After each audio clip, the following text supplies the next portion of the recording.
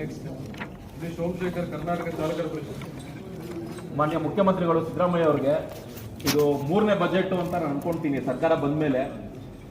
Sir, ನೀವು ಮೂರನೇ budget ಮಾಡ್ತಾ ಇದ್ದೀರಾ. 3 ಬಜೆಟ್ ಅಲ್ಲೂ ಕೂಡ ಇದೇ ತರ ನೀವು ಸಭೆ ಕರೆದಿರ್ತೀರಾ. ಸಭೆಯಲ್ಲಿ ನಾವು ಕೂಡ ಮನವಿ ಕೊಟ್ಟಿರ್ತೀವಿ. ಆದ್ರೆ ಬಜೆಟ್ ಅಲ್ಲಿ ಯಾವ ಅಂಶದಲ್ಲೂ ಕೂಡ ನಮ್ಮ ಚಾಲಕರ ವರ್ಗಕ್ಕೆ ಸಂಬಂಧಪಟ್ಟಿರುವ ಹಾಗೆ ಏನು ಕೂಡ ಯೋಜನೆಗಳು ಬಂದಿರೋದಿಲ್ಲ. ಅದನ್ನ ನೋಡಿದಾಗ ತುಂಬಾ ಬೇಸರ ಆಗ್ತದೆ. ನಾವು ಟ್ರಾನ್ಸ್ಪೋರ್ಟ್ ಮಿನಿಸ್ಟರ್ನ ನಾವು ಬೈಕೊಳ್ಳುವಂತ ಸ್ಥಿತಿ ಆಗ್ತಾ ಇದೆ. ಆದ್ರೂ ಕೂಡ ಕಳೆದ ಬಾರಿ ಸದನದ ಕಲಾಪದಲ್ಲಿ ಮಾನ್ಯ ಸಂತೋಷ್ ಲಾಡ್ ಅವರು ಮತ್ತೆ ರಾಮಲಿಂಗಾರೆಡ್ಡಿ ಸಾಹೇಬ್ ಇಬ್ರು ಸೇರಿ ಚಾಲಕರ ನಿಗಮ ಮಂಡಳಿ ಆಗ್ಬೇಕು ಅಂತ ಹೇಳಿ ಅನುಮೋದನೆ ಪಡ್ಕೊಂಡು ನಿಗಮ ಮಂಡಳಿ ಅಂತ ಸ್ಥಾಪನೆ ಮಾಡ್ತಾರೆ. ಇವತ್ತವರೆಗೂ ಆ ನಿಗಮ ಮಂಡಳಿಯಲ್ಲಿ ಅಧ್ಯಕ್ಷಗಳಾಗಿ ಆಯ್ಕೆ ಆಗಿದ್ದಾರೆ, ಮತ್ತೆ ಸದಸ್ಯರುಗಳು ಕೂಡ ಇದ್ದಾರೆ. ಏನು ಕೂಡ ಒಂದು ಅನುಕೂಲತೆಗಳಾಗಿಲ್ಲ.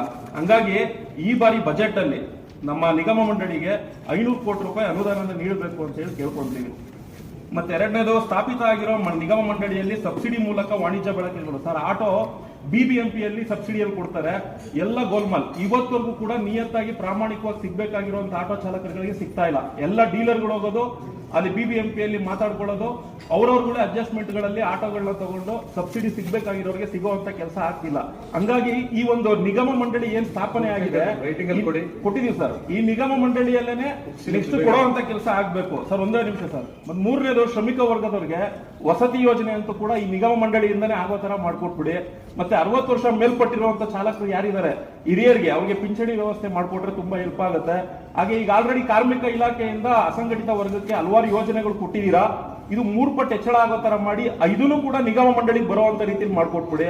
ಮತ್ತೆ ನಿಗಮ ಮಂಡಳಿ ಕಡೆಯಿಂದಾನೇ ಒಂದು ಅಗ್ರಿಗೇಟರ್ ಆಪ್ ಸಂಸ್ಥೆನ ಓಲಾ ಊಬರ್ ಮಾದರಿಯಲ್ಲಿ ಸರ್ಕಾರಗಳು ಬಂದಂತ ಎಲ್ಲಾ ಸರ್ಕಾರಗಳು ಇದೇ ಹೇಳ್ಕೊಂಡ್ ಬಂದ್ಬಿಟ್ಟಿದೆ. ಆದ್ರೆ ಯಾರು ಕೂಡ ಒಂದು ಆಪ್ ರೆಡಿ ಮಾಡಿ ದುಡಿಯೋದಕ್ಕೆ ಒಂದು ವ್ಯವಸ್ಥೆ ಮಾಡ್ಕೊಡ್ತಾ ಇಲ್ಲ. ಐರಾವತ ಸ್ಕೀಮ್ ಬಂದ್ರು 5 ಲಕ್ಷ ಸಬ್ಸಿಡಿ ಕೊಡ್ಲಿ, 3 ಲಕ್ಷ ಸಬ್ಸಿಡಿ ಕೊಡ್ಲಿ, ಹೋಗ್ರಿ ಓಲಾ ಊಬರ್ ಅಲ್ಲಿ ಓಡಿಸ್ಕೊಳ್ಳಿ ಅಂತಾರೆ. ನಾವು ನೋಡ್ರೆ ಟ್ಯಾಕ್ಸ್ ಸರ್ಕಾರ ಕಟ್ತೀವಿ, ಇವ್ರು ನೋಡಿದ್ರೆ ಹೋಗಿ ಓಲಾ ಊಬರ್ ಅಲ್ಲಿ ಓಡಿಸಿ ಅಂತಾರೆ.